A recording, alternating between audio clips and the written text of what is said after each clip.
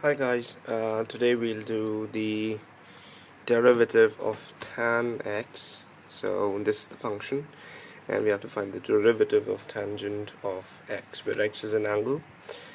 Alright, so graphically we actually represent the tan x function in this manner. It is a periodic function and it attains an undeterminate value at odd multiples of pi by 2, that is at 1 pi by 2 or say 3 pi by 2 or minus 1 pi by 2, because you see it either approaches minus infinity or approaches positive infinity, and so that makes it indeterminate. Sorry.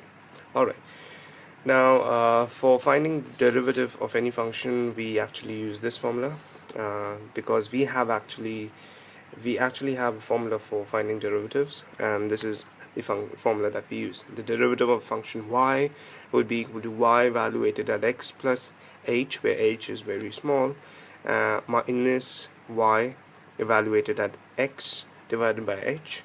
This is essentially the slope. Alright, so this means when y is equal to x tan x, that is when we assume y to be the tangent of x function.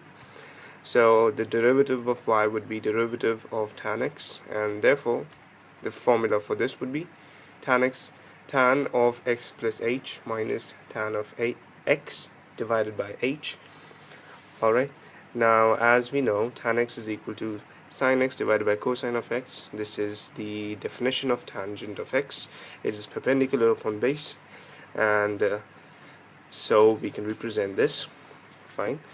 Therefore the derivative of tan of x would be equal to sin of x plus h divided by cosine of x plus h minus sin x by cosine of x divided by h.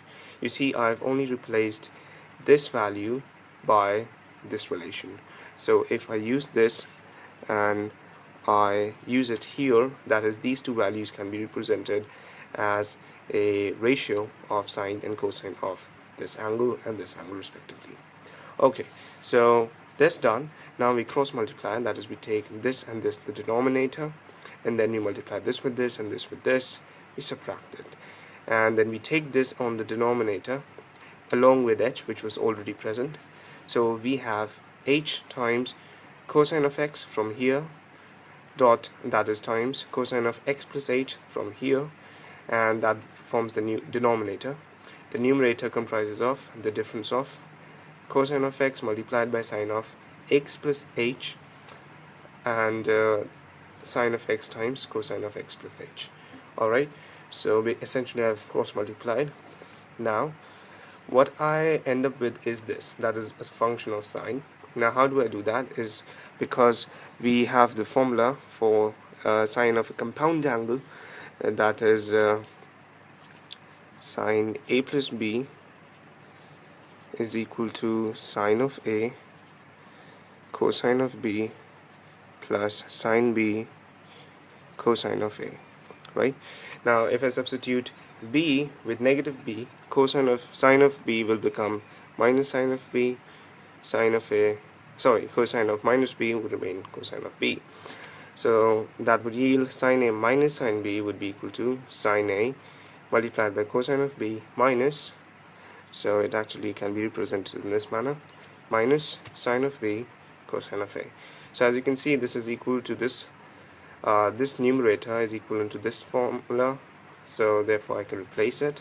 That is, I get sine of the first angle subtracted by the second angle, the first angle being sine x plus h and the second being x. So therefore I can cancel the x out, and therefore I get sine of h on the numerator.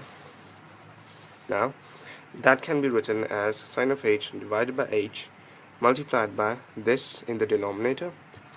As we've already seen, when h is very small, which it is indeed, when we divide it by h, we actually get a value very close to unity, and if we make h extremely small, that is very, very close to 0, we actually indeed get 1. So this is the value of this this part of the product, and the other part would be cosine of x plus multiplied by cosine of x plus h. Now x would be finite, and plus h would make it even would not make it equal to x, but will still remain very close to x.